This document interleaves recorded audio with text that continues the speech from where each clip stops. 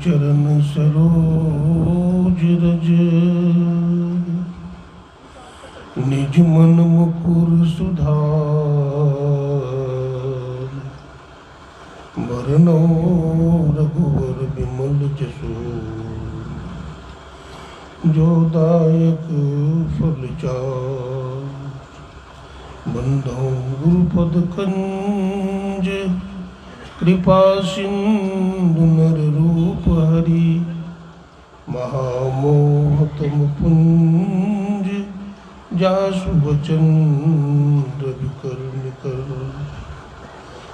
कोशिश पे राखिए चलिए आज्ञामान का कबीरता दास को तीन लोक भयना। बोलिए प्रेम से श्री सद्गुरु महाराज की।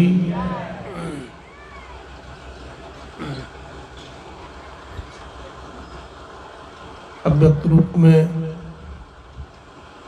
अनंत श्री विभूषित त्रैलोक पावन विश्व वंद्य जगदाधार 20वीं सदी के जाज्वल्यमान प्रचंड मार्तंड संत सद्गुरु महर्षि मही परमहंस जी महाराज के त्रैलोक पावन पाद पद्मों में कोटि कोटि नमन। महर्षि मही के मस्तिष्क स्वरूप ब्रह्मलीन पूज्यपाद महर्षि संतसभी परमहंस जी महाराज, उनके हृदय स्वरूप पूज्यपाद ब्रह्मलीन महर्षि साई स्वामी जी महाराज तथा संत मत के वर्तमान आचार्य महर्षि हरनंदन परमहंस जी महाराज के चरण कमलों में कोटि कोटि नमन करते हैं, कोटि कोटि प्रणाम करते हैं। हम अपने निवास में पूज्यपाद गुरु सभी भगीरथ दास जी महाराज के चरणों में नमन करते हैं, प्रणाम करते हैं। मंच पर विराजमान हमारे परम आदरणीय परम श्रद्धेय स्वामी अनिलानंद जी महाराज तथा हमारे धर्मानंद ब्रह्मचारी, परम सम्मानीय हमारे मन संचालक जी महाराज तथा हमारे डॉक्टर साहब, सभी पूज्य जन श्रेष्ठ जन, हमारे गायक बंधु, सत्संग प्रेमी सज्जनों, भक्तिमती माताओं बहनों, सबको कोटि कोटि नमन करते हैं, कोटि कोटि प्रणाम करते हैं। जैसा कबीरित है आज हमारे परम आदरणीय श्रद्धेय श्री अशोक बाबू के घर में पौत्र का जन्म हुआ है, जिसका आज छठी है ना। उसी के उपलक्ष्य में संत महात्मा को बुलाया गया है, सत्संग का आयोजन किया गया है और बहुत सारे सम्मानित सत्संग प्रेमियों को, सत्संग बंधुओं को बुलाया गया है। एक बड़ा उत्तम कार्य है। किसी शुभ कार्य में जब हम सत्संग करते हैं, क्यों करते हैं? कोई भी शुभ काम करते हैं तो सत्संग क्यों करते हैं? सत्संग इसलिए करते हैं क्योंकि उस कार्य में हमें सफलता मिलती है।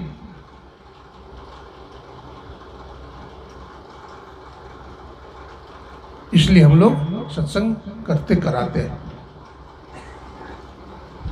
सत्संग जहां होता है वहां की धरती पवित्र हो जाती है। भगवान शंकर भी उस धरती को प्रणाम करते हैं जहां पर सनक, सनातन, सनंदन और सनत कुमार ने सत्संग किया था। प्रणाम ही नहीं करते हैं, वहां की मिट्टी को अपने लाट से लगाते हैं। तो सोचने की बात है, जहां पर सत्संग हुआ हो उस धरती को प्रणाम करना तथा वहां के पावन मिट्टी को अपने ललाट से लगाना क्या बतलाता है? सत्संग सबको करना चाहिए। सत्संग सर्वाधार है। सत्संग के बिना जीव की गति नहीं हो सकती और जीव का कल्याण नहीं हो सकता। अभी हमारे परम श्रद्धेय परम आदरणीय स्वामी अनिलानंद जी महाराज से बहुत कुछ सुन रहे थे।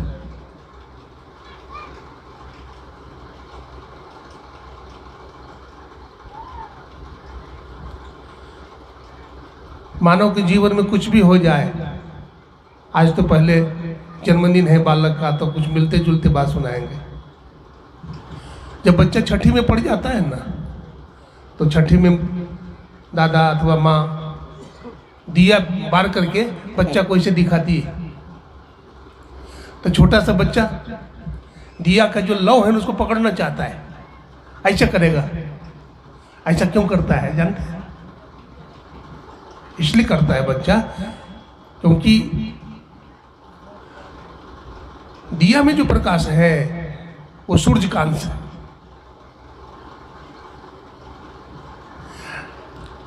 दिया में रोशनी है, वो बच्चा रोशनी को पकड़ना चाहता है, अंश अपने अंश में मिलना चाहता है। अग्नि देखिए बड़ा तेजस्वी है ना, अग्नि का रंग कैसा है?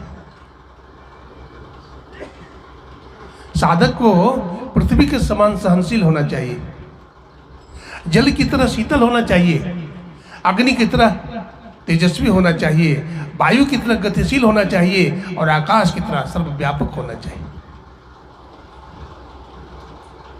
लेकिन ये उसमें होता है जो सत्संग करता है, संत सदगुरु से दीक्षा लेकर के ध्यान करता है, जो भजन करता है, जिसके मुख में सदा भगवान नाम रहता है, प्रभु का नाम रहता है, उसका मुख पवित्र हो जाता है। हमारे गुरुदेव कहते थे, देखो जी आदमी 24 घंटा झूठ बोलता है, खैनी खाता है, बीड़ी पीता है, सिगरेट पीता है, शराब पीता है, मांस खाता है, मछली खाता है।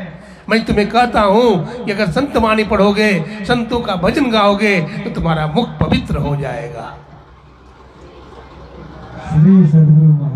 मुख पवित्र हो जाएगा। संतों की वाणी में बड़ा बल है। आग लगी आकाश में, चुई चुई गिरे अंगार, संत न होते जगत में तो जल जाता है संसार। अगर संत साधु महात्मा संसार में नहीं होते तो संसार जल जाता है। मनुष्य की बहुत सारी इच्छा होती है। भगवान श्री कृष्ण का भी छठी था। माता जसोदा भगवान श्री कृष्ण को लेकर के जमुना मैया से जमुना जी में स्नान करने गई है। आज जन्माष्टमी है, भगवान श्री कृष्ण का जन्मदिन है। माता जसोदा जमुना में स्नान करने के लिए जाती है और कन्हैया को किनारे में छोड़ देती है जमुना जी के तट पर। कन्हैया छोटे हैं, अभी 1 साल के हैं। भगवान चलते हैं गिर जाते हैं, चलते हैं गिर जाते हैं, तलबला के दोनों हाथ दोनों पैर के बल चलने लगते हैं भगवान। अब माता जसोदा दिया जलाती है, जमुना जी को भेंट करती है, जमुना मैया को भेंट कर रही है और जमुना मैया से हाथ जोड़कर प्रार्थना करती है, हे जमुना मैया, हमारा बेटा वो दुनिया में कोई पराजित न करे। हे जमुना मैया, हमारा बेटा कि दुनिया में कीर्ति फैल जाए। हे जमुना मैया, हमारा बेटा के हजारों शादियां हो जाए। आशीर्वाद मांग रही है और दिया जला करके जमुना जी के जल पर छोड़ रही है। इधर भगवान श्री कृष्ण धीरे धीरे धीरे उतर जाते हैं, घाट पर पहुंच जाते हैं और उस दीपक को जो बह रहा है पानी में, उसको निकाल करके जमुना जी के तट पर किनारे में रखते जा रहे हैं। माता जसोदा कहती, अरे लाला बेटा, मैं तुम्हारे नाम का दीपक जमुना मैया को भेंट कर रही हूँ और बेटा तू सब दिया को निकाले जा रहा है। भगवान कृष्ण कहते, माँ ये दिया हमारे सामने बह रहा है, तो इसको कैसे मैं बहने दूंगा? हमें दया आ जाती है और इसको मैं निकाल करके किनारे पहुंचा देता हूँ। माता जसोदा कहती है, मेरे लाल, जमुना मैया में कितने गाय, कितने भैंस, कितने जानवर बहे जा रहे हैं, बेटा तुम किसको किसको को किनारे लगाओगे, किसको किसको को पार करोगे? भगवान श्री कृष्ण कहते हैं, हे माँ, मैं सबको तो नहीं पार लगाऊंगा, सबका पांव तो नहीं पकड़ूंगा, लेकिन जो हमारे नजर के सामने बहेगा उसको मैं बहने नहीं दूंगा, उसको किनारे लगा दूंगा। संत और भगवंत पार लगाते हैं। संत भगवंत क्या करते हैं? उद्धार करते हैं। भगवान श्री राम आए तो रावण का उद्धार किया, भगवान श्री कृष्ण आए तो कंस का उद्धार किया, उद्धार तो जरूर किए, लेकिन मोक्ष नहीं मिला, मोक्ष नहीं दिया, अपना लोक दे दिया। लेकिन संत का अवतार जब होता है और उनसे कोई दीक्षा लेकर ध्यान भजन करता है तो संत परमात्मा से मिला देते हैं। संत मिलाने का काम करते हैं। अमेरिका में कोई एक दार्शनिक हुआ बड़ा फेमस, उसका नाम था लिप्समैन। वो बहुत बड़ा चिंतक था। वो अपने जीवन में बहुत चिंतन किया, अब बहुत सारे पॉइंट्स को नोट किया कि मानव जीवन कैसे सुखी होगा, मानव अपने जीवन में पूर्ण कैसे हो सकता है, इसके जीवन में कोई कष्ट न रहे, कोई दुख ना हो। तो उसमें अपनी डायरी में लिखा, पहला पॉइंट्स क्या लिखा, मकान। दूसरा पॉइंट्स लिखा रोटी। तीसरा पॉइंट्स लिखा कपड़ा। फिर लिखा मोटर कार, कीर्ति, यश, बहुत सारा चीज लिखा उसने। मनुष्य की बुद्धि तीव्र होनी चाहिए, उसको तकनीकी का ज्ञान होना चाहिए, सर्व कलाओं में कुशल होना चाहिए, आदि आदि बहुत सारे पॉइंट्स को लिखा। वो मन में सोचा कि इन बिंदुओं को, इन सारे बिंदुओं में सफलता प्राप्त करने के बाद मुझे लगता है व्यक्ति सुखी हो जाएगा। लेकिन चिंतक था, सोचा नहीं नहीं, हम सभी अनुभवी लोग इस दुनिया में हैं। एक बूढ़ा व्यक्ति था, सोचा ये बूढ़ा है तो इसका अनुभव भी होगा। वो चला गया बूढ़ा के पास और कहा, महाराज हर मनुष्य अपने जीवन में सुखी हो जाए, उसको शांति मिल जाए, इसके लिए मैंने कुछ बिंदुओं पर विचार किया है, आप इसे देखें। वो बूढ़ा व्यक्ति ने देखा, गंभीरता से पढ़ा और उसको क्रॉस कर दिया, काट दिया, इट्स रॉन्ग। और नीचे में एक लाइन लिखा,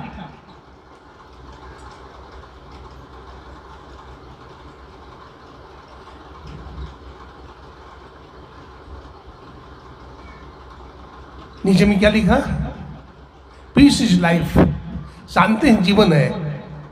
ये लाइन को लिखा। बोला, महाराज मैंने इतना मेहनत किया और आपने उसको काट दिया, दुख हुआ मन में। बोला, हाँ, इन सारे बिंदुओं पर अधिकार कर लेने के बाद भी व्यक्ति का जीवन में अगर शांति न हो तो सब बेकार हो जाता है। वो पढ़ा लिखा था, दार्शनिक था, चिंतक था, विचार किया कि हाँ बात तो सही है। सब कुछ हमारे जीवन में हो, रोटी, कपड़ा, मकान, मोटर कार, हवाई जहाज, टेलीविजन, फ्रिज आदि आदि सब कुछ हो हमारे घर में, लेकिन हमारे जीवन में अगर शांति नहीं हो तो सब बेकार है।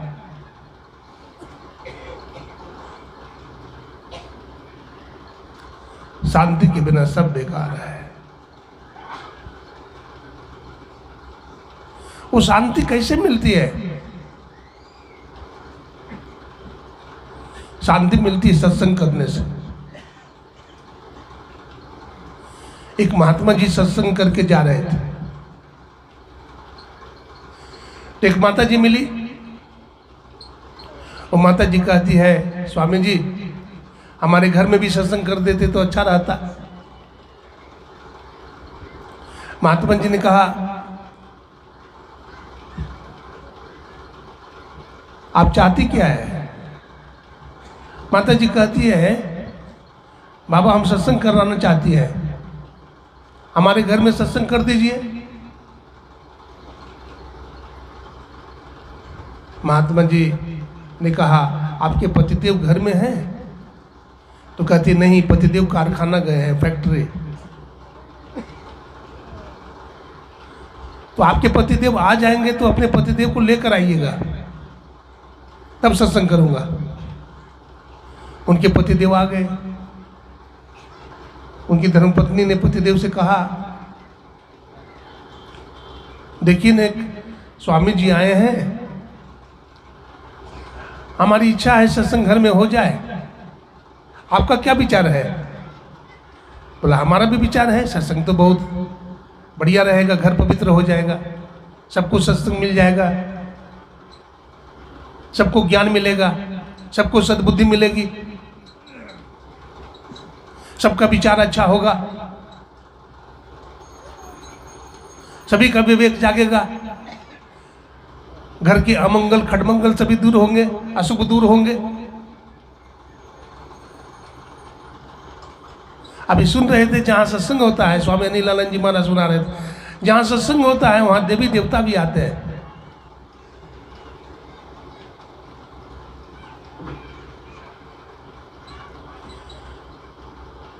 पतिदेव को लेकर के वो माता जी आती है, प्रणाम करती है, कहती है, स्वामी जी हमारे घर में सत्संग कर दीजिए, हमारे पतिदेव हैं, आ गए हैं, इनकी भी इच्छा है। उनके पतिदेव ने कहा, हमारा चलिए कर दीजिए सत्संग। तो महात्मा जी ने कहा, हम 3 लोग हैं, किनको किनको ले जाना है? कहा, आप तीनों का नाम क्या है? तो वो महात्मा जी ने कहा, एक का नाम धन है, दूसरे का नाम विद्या है, और तीसरे का नाम भक्ति है। आप किनको ले जाना चाहेंगे? तो कहा, बाबा थोड़ा सा विचार करते हैं।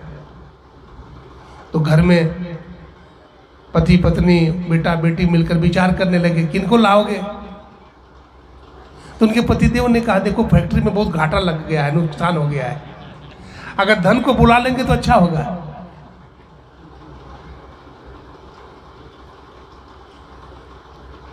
उनका बेटा ने कहा, नहीं विद्या को बुला लीजिए, जहां विद्या रहेगा वहां धन तो अपने आप आ जाएगा।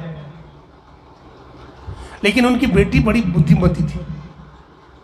उनकी बेटी कहती है, मम्मी पापा हमारा तो विचार है, अगर आप माने तो हमारा तो विचार यह है कि भक्ति को बुला लीजिए। बोला, ठीक है बेटी, बेटी का भी सम्मान करो, ऐसा नहीं कि बेटा को ही सम्मान दो, बेटी का तिरस्कार कर दो, अच्छा माँ बाप होंगे। कहा, ठीक है बेटी, तुम्हारी बात अच्छी है, सराहनीय है तुम्हारी बात। चले गए दोबारा और महात्मा जी को प्रणाम किया, बोला भक्ति चले महाराज। तो भक्ति चलने लगे, तो भक्ति के पीछे पीछे धन भी चलने लगा, और धन के पीछे पीछे विद्या भी चलने लगा। तो कहा, महाराज मैं तो भक्ति को कह रहा था, आप तीनों जा रहे हैं। तो भक्ति महारानी कहती है कि जहां मैं रहती हूं वहां धन भी रहता है, और वहां विद्या भी पीछे पीछे चल देती है, इसलिए हम तीनों जाएंगे। सत्संग कीजिए, जीवन मुक्त ब्रह्म पर चरित सुनहि तज ध्यान, जी हरि कथा न करी रति इनके ही पाषाण। देखिए, जीवन मुक्त मुनि भी ध्यान भजन समाधि की साधना छोड़ करके सत्संग सुनते हैं। जो सत्संग से प्रेम नहीं करता उसका हृदय पत्थर है। इसलिए सत्संग कीजिए, सत्संग में आइए और सत्संग को ध्यान से सुनिए, समझिए। मेहनत करना पड़ता है। सुनी समझहि जन मुदित मन, मज्जहि अति अनुराग, अल्लाह चारे फल अचत तनु, साधु समाज परियाग। मेहनत कीजिए, परिश्रम कीजिए। जीवन के 4 पुरुषार्थ हैं, धर्म, अर्थ, काम और मोक्ष। हमारे जीवन में धर्म होना चाहिए। कुछ लोग कहते हैं महाराज पहले अर्थ होना चाहिए कि धर्म। मैंने कहा भाई पहले धर्म होना चाहिए। बोला अर्थ पहले होगा तो क्या होगा? बोला अर्थ हो जाएगा पहले तो अनर्थ होगा। पहले क्या होना चाहिए? धर्म। हमारे बड़े बुद्धिमान हैं, गुरु भक्त हैं आदरणीय श्री अशोक बाबू, जो अपने पोता के छठी में सत्संग का आयोजन करवाया है और इतने भक्तों को बुलाया है। अरे देवी देवता भी आ गए हैं और इनको भी आशीर्वाद मिलेगा।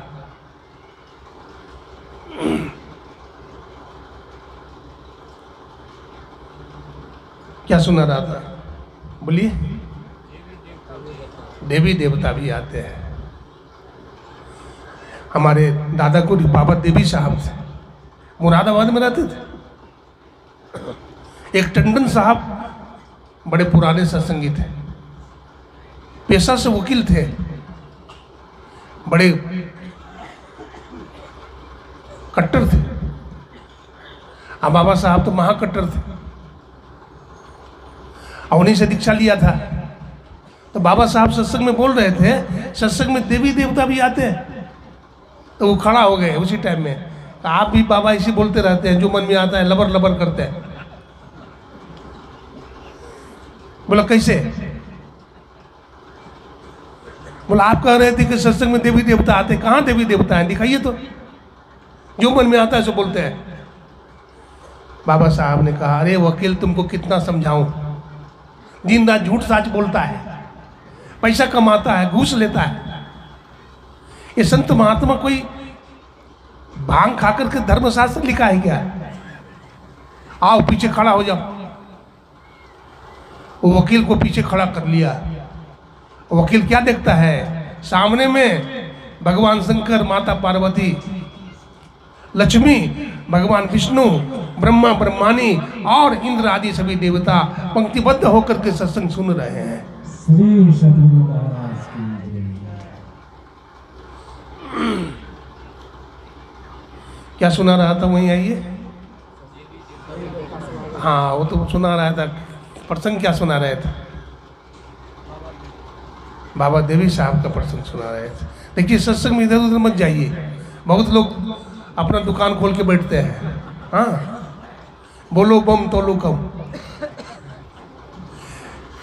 जीवन में धर्म होना चाहिए, धर्म पाले, फिर अर्थ। विद्यार्थी को मेहनत करना चाहिए, पढ़ना चाहिए।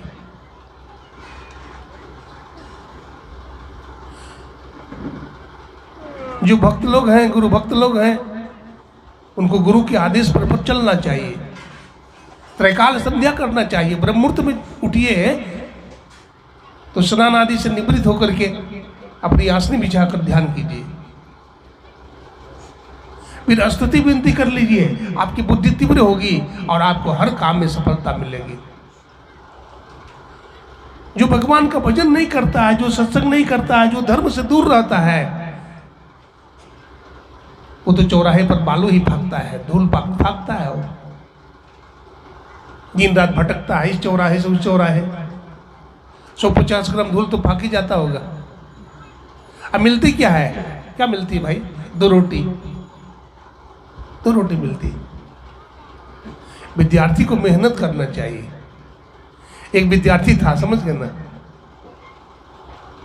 वो पढ़ने में थोड़ा कमजोर था, ध्यान नहीं करता था, पढ़ाई में ध्यान नहीं देता था। और मैट्रिक का परीक्षा दिया था अभी, कुछ सब्जेक्ट उसका ठीक नहीं गया था पेपर, तो बहुत भीतर से घबरा रहा था। तो सोचा कहीं से पैरवी लग जाए तो पास कर सकता है। तो पता चला एक प्रधानाचार्य थे, उनके पास का बहुत सारी कॉपियां आई थी जांच करने के लिए। तो सोचा क्या करें, कोई उपाय लगाएंगे तो हो सकता है पास कर जाए। तो प्रधानाचार्य के घर चला गया, बड़ा उदास था। तो प्रधानाचार्य ने पूछा, भाई रमेश क्या बात है, तो बहुत उदास दिखाई पड़ता है। बोला, हाँ गुरुदेव क्या बताऊं, पेपर अच्छा नहीं गया है, इसलिए डर है, इसलिए घबराता हूं।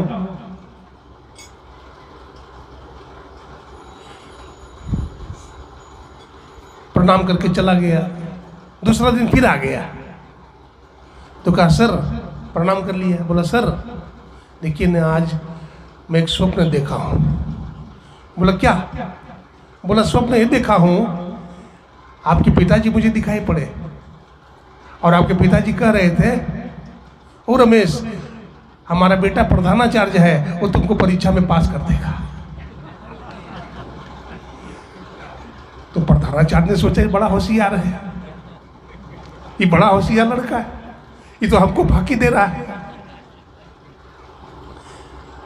प्रधानाचार्य ने कहा जा जा हम भी स्वप्न देखे हैं।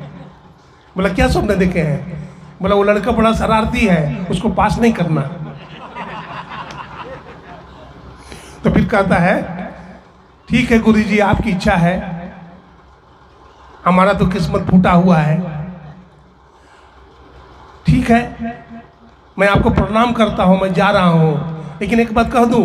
बोला हाँ कह दो। बोला आप भी झूठ और आपके पिताजी भी झूठ। आप कुछ बोलते हैं आपके पिताजी कुछ बोलता है। आपके पिताजी बोलते हैं पास कर दो और आप कहते पास नहीं करूंगा, तो दोनों झूठा है।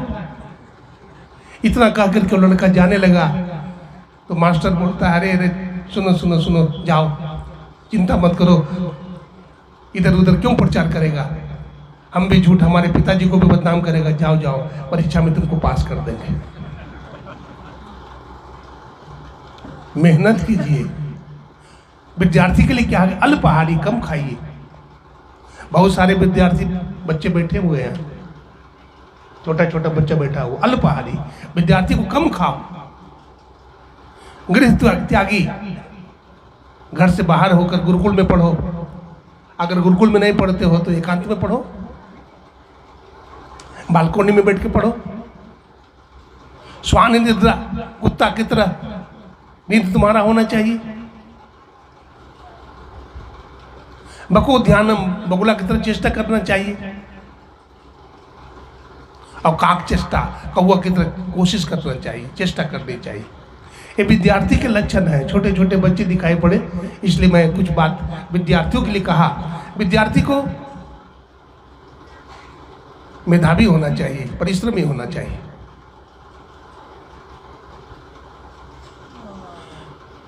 इमर्सन ने कहा है हम अपने मस्तिष्क का 5% उपयोग करते हैं, बाकी 95% बेकार ही है। जिस दिन अपने मस्तिष्क का 20% अथवा 25% उपयोग कर लेंगे उस दिन हमारा ज्ञान से दुनिया प्रकाशमान हो जाएगा। स्वामी विवेकानंद जी महाराज ने शिकागो के धर्म सम्मेलन में कहा था तुम्हारा मस्तिष्क अनंत ज्ञान का भंडार और अछोर पुस्तकालय है जिसकी ज्ञान की कुंजी उस सदगुरु के पास है। ज्ञान की कुंजी किसके पास है? सदगुरु के पास है। बिना सदगुरु का कल्याण नहीं होगा। इसलिए हमारे जीवन में अब देखिए महाभारत के युद्ध में अर्जुन ने अपने रथ पर भगवान श्री कृष्ण को बैठाया कि नहीं? तो भगवान की कृपा से विजय मिला कि नहीं? विजय मिला। व्यक्ति को अहंकार ही नहीं होना चाहिए, अहंकार नहीं करना चाहिए। अहंकार में पतन की तरफ ले जाता है। महाभारत के युद्ध में अर्जुन का जो रथ था भीष्म पितामह के बाणों के बौछार से, द्रोणाचार्य के अग्निबाण से, कर्ण के अमोघ बाण से, अनेक अनेक वीरों के तेजस्वी बाणों के माध्यम से वो रथ पूर्ण रूप में जल चुका था। महायोगेश्वर भगवान श्री कृष्ण जब रथ पर बैठते थे सबसे पहले अर्जुन को बैठाते थे। भगवान कृष्ण पहले उतरते थे। लेकिन आज जब महाभारत का युद्ध समाप्त हुआ तो भगवान श्री कृष्ण कहते हैं अर्जुन रथ से उतरो, क्योंकि अर्जुन को अहंकार हो गया था कि महाभारत का युद्ध मैं अपने पुरुषार्थ से जीता हूं, भगवान दिखाना चाह रहे थे। भगवान कहते हैं अर्जुन रथ से उतरो, तो भगवान की तरफ देखता है। आज भगवान को क्या हो गया, दिमाग खराब हो गया क्या? आज हम ही को बोल रहा है उतरो, आज हमारा अपमान कर रहा है। भगवान कहते हैं अर्जुन मैं कहता हूं उतरो।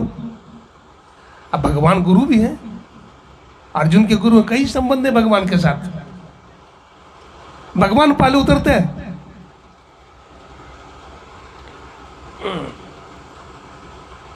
अर्जुन पहले उतरता है, भगवान पहले उतरते थे, लेकिन आज अर्जुन पहले उतरा।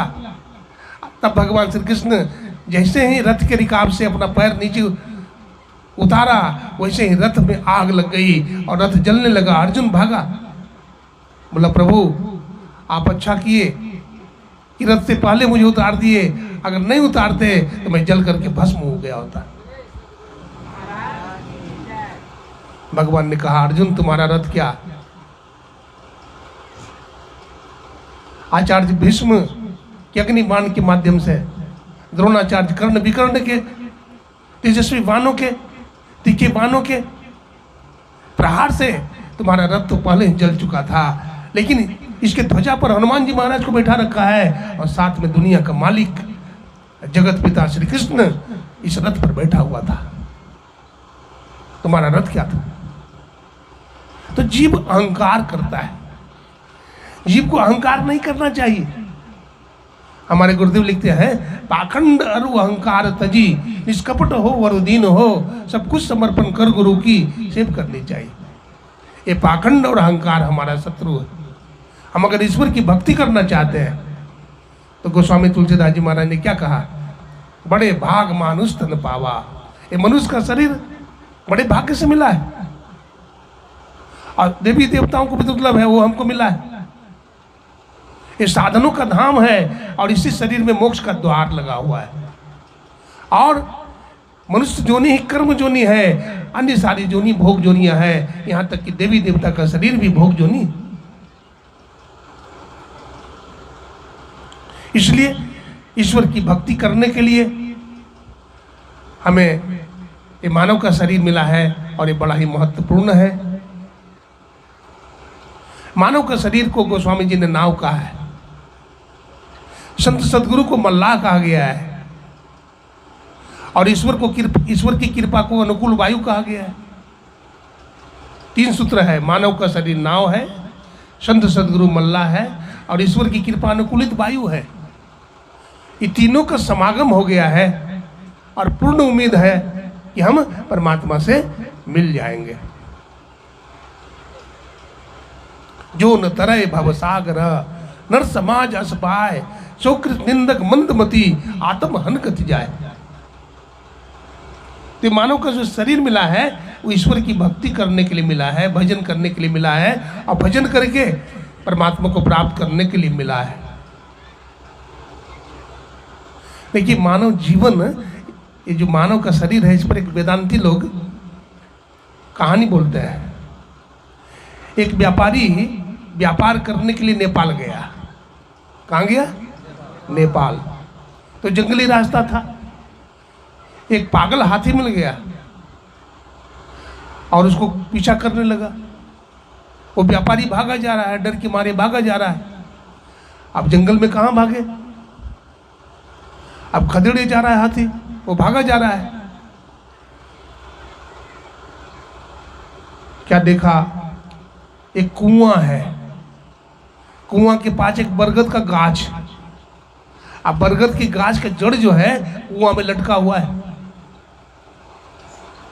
उन्होंने क्या किया, बरगद के गाछ की जड़ को पकड़ करके कुआं में प्रवेश करने लगा। और जब कुआं में प्रवेश करने लगा तो नीचे झाँक करके देखा तो 5 फन वाला नाग सर्प फन उठाए खड़ा है काटने के लिए, डसने के लिए। अब तो पहले एक डर था हाथी का, अब दूसरा डर हो गया किसका? नाग सर्प का। अब 2 डर हो गया। भगवान से प्रार्थना कर रहा है, हे प्रभु बचाओ, हे प्रभु बचाओ। इतने में क्या देखता है, जिस जड़ को पकड़ के लटका हुआ है उसको 2 चूहा काट रहा है। अब तो कहीं कल्याण नहीं है। जिस जड़ को पकड़ करके लटका हुआ है उसको दो चूहा काट रहा है। अब काटते काटते चूहा जड़ को काट देता है, वो कुआं में गिर जाता है और वो नाग सर्प उसको क्या करता है, डस लेता है। अब देखिए उस व्यापारी को उस कुआं में एक जड़ी मिल जाती है, उस जड़ी को उखाड़ लेता है, उसको खा लेता है, उसका सांप का जो विष है उतर जाता है। ये तो एक दृष्टांत है, कहानी है। इस कहानी के माध्यम से क्या पता लगता है, वो नेपाल क्या है, ये संसार वो नेपाल है। और व्यापारी कौन है, जीवात्मा रूपी व्यापारी है। हम लोग सब व्यापार करने के लिए इस संसार में आए हैं। काल रूपी हाथी है, काल रूपी हाथी ने पीछा किया और भागा, जंगल में भागे जा रहे हैं, भागे जा रहे हैं, तो मनुष्य का शरीर रूपी कुआं है। वो व्यापारी यानी जीवात्मा इस शरीर रूपी कुआं में प्रवेश कर गया, घुस गया। अब जीव सोचता है हम बच जाएंगे हाथी से, लेकिन क्या बच गया, बचेगा? नीचे झांक करके देखता है तो 5 फन वाला नाग सर्प है, डसने के लिए खड़ा है। तो 5 फन वाला नाग सर्प क्या है? ये पंच विषय है, रूप, रस, गंध, स्पर्श और शब्द। ये 5 फन वाला क्या है? ये नाग सर्प है, 5 फन वाला। अब वो जड़ क्या है, बरगद का जड़ क्या है जिसको पकड़ के लटका हुआ जीव? वो आयु है। किसी का आयु 100 साल है, किसी के 60 साल है, किसी के 20 साल है, कोई जन्मते ही मर जाता है। गुरु नानक देव जी कहते हैं, न हम बालक न जौबने, न हम वृद्धि कछु बंद, यह अवसर नहीं जानिए, जब आनी फड़ी जमफंद। हम कुछ भी करें दुनिया में बच नहीं सकते काल से। मेन मस्ट श्योर डाई, मनुष्य अवश्य मरेगा, इसमें संदेह है। हम डॉक्टर बनेंगे कि नहीं, इंजीनियर बनेंगे कि नहीं, गजेटेड अफसर बनेंगे कि नहीं, हम नेता बनेंगे कि नहीं, लेकिन हर आदमी मरेगा। तो मर करके कहां जाएगा जीव? यही सोचने वाली विषय, यही चिंतन वाली विषय है। मर करके हम कहां जाएंगे? हमारा देश में श्राद्ध क्रिया होती है ना। तो श्राद्ध क्रिया क्या बताता है? वो व्यक्ति मर करके कहीं गया है और उसके लिए हम लोग पुण्य कार्य कर रहे हैं, कहते हैं।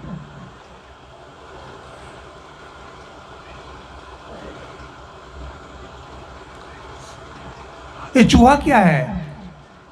महीना में 2 पक्ष होता है, शुक्ल पक्ष और कृष्ण पक्ष। ये 2 चूहा है। काला चूहा कृष्ण पक्ष है और सफेद चूहा शुक्ल पक्ष। और जड़ी क्या है? जड़ी गोस्वामी तुलसीदास जी लिखते हैं, अमी मूरी मय चूरन चारु, समन सकल भवरुज परिवारु। ये सत्संग जड़ी का चूर्ण है, जिसका सेवन करने से जन्म मृत्यु का चक्र समाप्त हो जाता है। भगवान श्री कृष्ण के हाथ में सुदर्शन चक्र है ना? क्या है? सुदर्शन चक्र है। ईश्वर परमात्मा जिन्होंने धरती, आकाश, चांद, सितारे बनाया। अभी कुछ दिन पहले विश्वकर्मा पूजा हुआ था। विश्वकर्मा पूजा, तो विश्वकर्मा कौन है? विश्वम करोति थी विश्वकर्मा। जो विश्व को बनाता है, बिगाड़ता है, उसको विश्वकर्मा बोलते हैं। भगवान श्री कृष्ण के हाथ में सुदर्शन चक्र है। भगवान ने क्या बनाया? विश्वकर्मा जी ने क्या बनाया? भगवान के हाथ में सुदर्शन चक्र है, विश्वकर्मा जी का बनाया हुआ है। लंकापुरी किसने बनाया? विश्वकर्मा जी ने बनाया। सुदामापुरी किसने बनाया? विश्वकर्मा जी ने बनाया। और क्या बनाया? लंकापुरी भगवान ने बनाया, विश्वकर्मा जी ने बनाया। बहुत सारा चीज बनाया विश्वकर्मा जी ने। विश्वकर्मा एक बहुत बड़े इंजीनियर हैं। मैं कहना चाह रहा था, अध्यात्म हमारे जीवन में जरूर होना चाहिए। अगर हमारे जीवन में अध्यात्म नहीं है तो हम खोखला हैं, हम डेड हैं, मरे हुए हैं। शरीर से जीव निकल जाए, आत्मा निकल जाए तो कुछ बचेगा इसमें? मुर्दा, इसको जला देते हैं।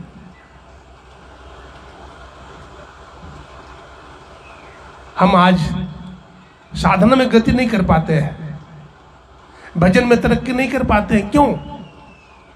कैसे तरक्की करेंगे भाई?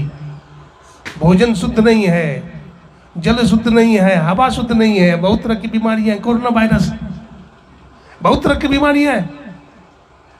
स्वामी विवेकानंद जी महाराज से अमेरिका में लोगों ने पूछा तुम्हारा धर्म का क्या हुआ? तो स्वामी विवेकानंद जी ने कहा हमारा धर्म का क्या होगा, हमारा धर्म किचन में जाकर ध्वस्त हो गया, ध्वस्त हो गया। आज बहुत तरह की बीमारियां हैं, हर चीज को छौंकना है।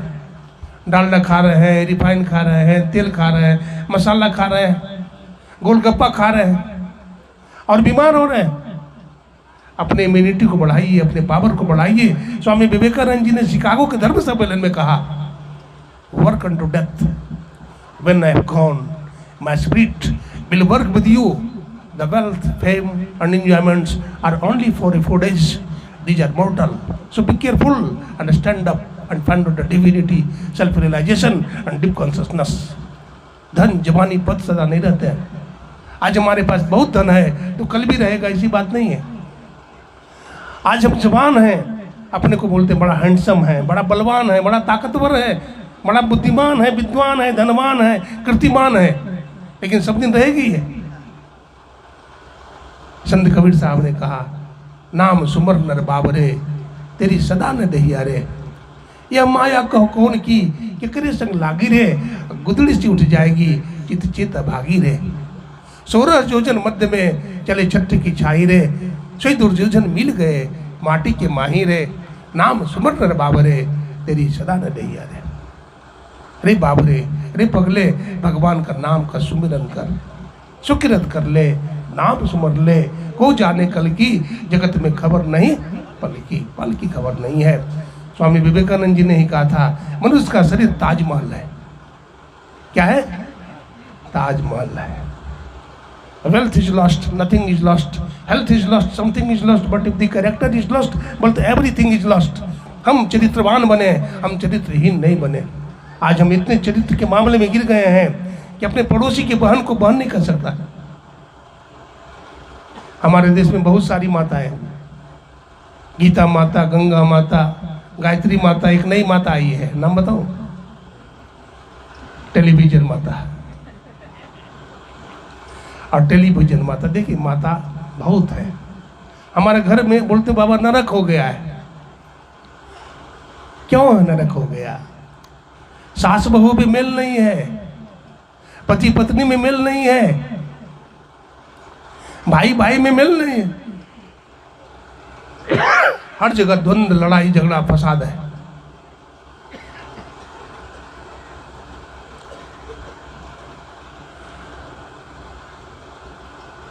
शादी विवाह होती है, हमारा देश में है 24 संस्कार है, उसमें विवाह संस्कार भी एक है।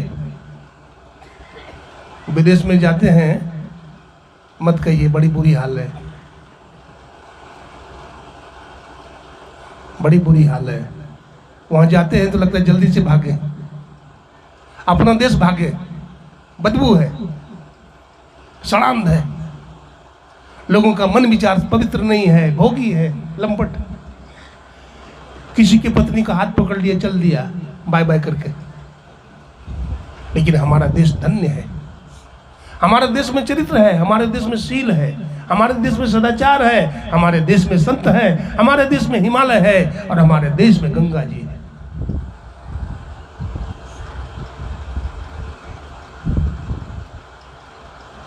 हमारा देश धन्य है। अमेरिका की प्रसिद्धि डॉलर से है, स्विट्जरलैंड की प्रसिद्धि उसकी टेक्नोलॉजी से है, जापान की प्रसिद्धि उसकी मशीनरियां से है,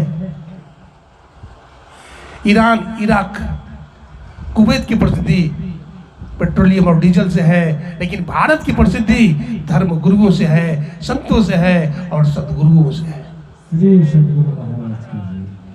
हमारा भारतवर्ष महान है, इसलिए भारत धर्म गुरु है। आप अपने बच्चों को अच्छा शिक्षा दीजिए। ये छोटा छोटा बच्चा है, नन्हे मुन्ने, यही रामकृष्ण है, यही सहजो और मीरा है, छोटी छोटी बच्ची। आप इसको अच्छा ज्ञान दीजिए। हम बहुत पैसा बर्बाद कर देते हैं सिनेमा में, सर्कस में, जुआ में, लेकिन खुद हम शराब पीते हैं, सिगरेट पीते हैं, हमारे बच्चे वही सीखते हैं। तो एक तरफ चरित्रहीनता है तो दूसरी तरफ अनाचार और पापाचार है। जब हमारा विवाह होता है तो पत्नी का हाथ पकड़ते हैं, 7 फेरा देते हैं और कहते हैं तू हमारे सर्वस्व हो। मंत्र बोलते हैं पंडित जी महाराज, गठबंधन करते हैं। और आज आप अपनी धर्मपत्नी को गाली बकते हो, घर से निकाल देते हो, तलाक हो जाता है। हमारा घर में स्वर्ग कैसे उतरेगा? दोनों हाथ से ताली बजती है, दोनों हाथ से रोटी बनती है। आप भी अपने धर्मपत्नी का अनादर मत करो, और धर्मपत्नी को भी चाहिए अपने पति को धोखा न दे। तुम भी ये समझो ये हमारा पति हमारा भगवान है। अपने को इतना पवित्र बनाओ। हम अनेक व्रत करते हैं, दुर्गा व्रत करते हैं, काली व्रत करते हैं, रुद्र व्रत करते हैं, सूर्य व्रत करते हैं, लेकिन एक व्रत और करना, पति व्रता व्रत और पत्नी व्रता व्रत। ये दोनों व्रत करोगे तो जीवन धन्य हो जाएगा। सेवा करो। जहाँ सुमति था संपत्ति नाना, जहाँ कुमति था विपत्ति निधना। परिवार में जहाँ सुमति है वहाँ संपत्ति है, परिवार में जहाँ कुमति है वहाँ दुख। कहने का बहुत बात है। ये सत्संग का आयोजन हमारे आदरणीय श्रद्धेय श्री अशोक बाबू ने करवाया है अपने पोते के जन्म दिवस के उपलक्ष्य में, छठी के उपलक्ष्य में। इस बालक को मैं बहुत बहुत आशीर्वाद देता हूँ। ये बच्चा यशस्वी हो,